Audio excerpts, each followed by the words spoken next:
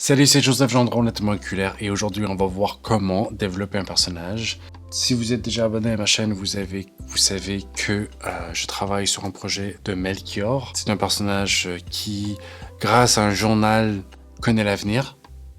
En bref, si vous voulez en savoir plus, regardez les autres vidéos.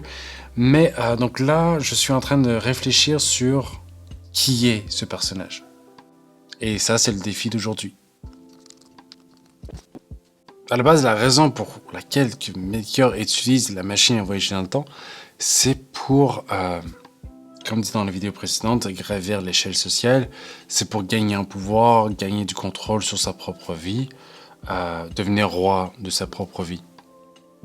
Et potentiellement roi au-dessus de d'autres personnes tant qu'à faire.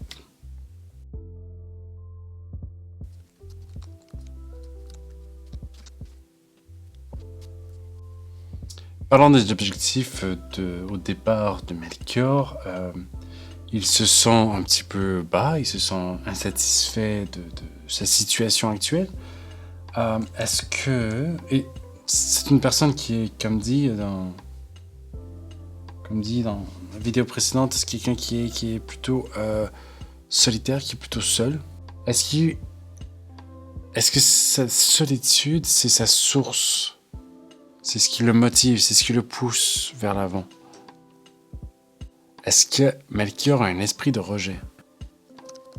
Un esprit de rejet, je me souviens plus exactement de ce que c'est la définition, mais en gros, c'est quelqu'un qui se sent rejeté.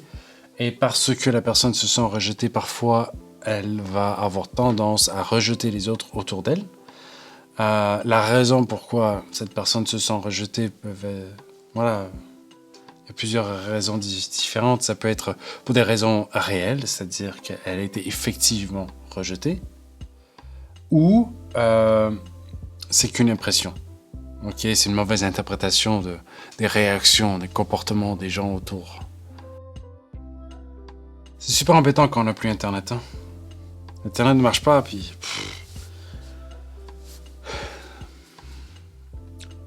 C'est comme si on avait coupé un accès à ma mémoire.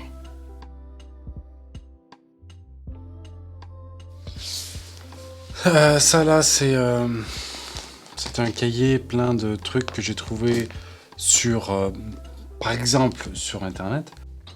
Parce que plus souvent, quand on met des onglets, des favoris sur Internet, je sais pas, on les met là, puis après ça, on oublie de les consulter. Dans ce livre, ce qui est intéressant, c'est qu'on peut consulter d'un coup d'œil différentes choses et retomber par hasard sur des choses intéressantes. Là, ce que je suis en train de regarder, c'est pas quelque chose que j'ai trouvé sur Internet, ça vient du livre de Stephen Covey, Les 7 habitudes de ceux qui réalisent tout ce qu'ils entreprennent. Le titre est un peu pompeux et pour être honnête, je me souviens plus de grand chose qu'il y a écrit dedans, mais je me souviens qu'il y avait des axes de vie. Les axes de vie. Par exemple, si l'axe de vie, c'est le conjoint. L'argent est une nécessité pour prendre soin du conjoint.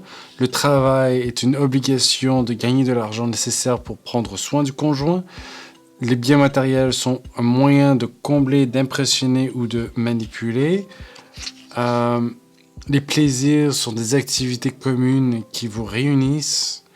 Mais en gros, l'idée, c'est que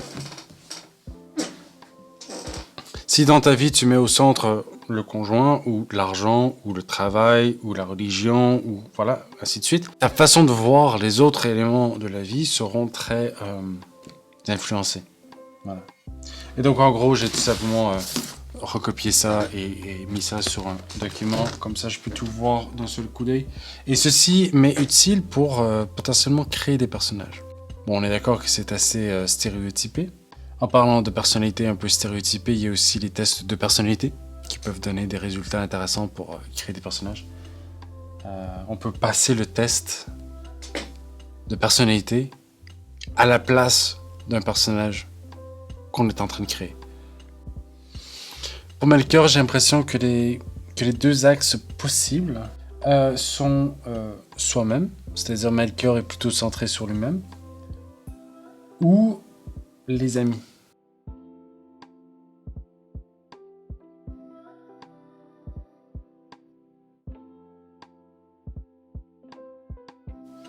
Alors tout ce que j'ai écrit là, c'est pas tout rose, hein.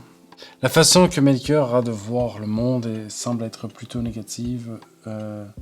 Est-ce que Melchior est à 100% comme ça? Je ne sais pas. Normalement, pour construire un personnage, la méthode classique est de faire son CV, sa fiche personnage, là, avec quel est son nom, quel est son âge, quelle est la couleur de cheveux, qu'est-ce qu'il aime dans la vie, quel est le nom de son chien, son animal de compagnie, etc.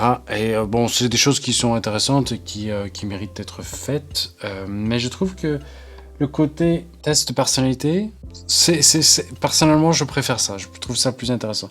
J'ai un peu plus l'impression de connaître le personnage. Là, en l'occurrence, j'ai surtout axé sur ses défauts. Voilà, donc j'ai découvert un petit peu qu'il était plutôt centré sur lui-même.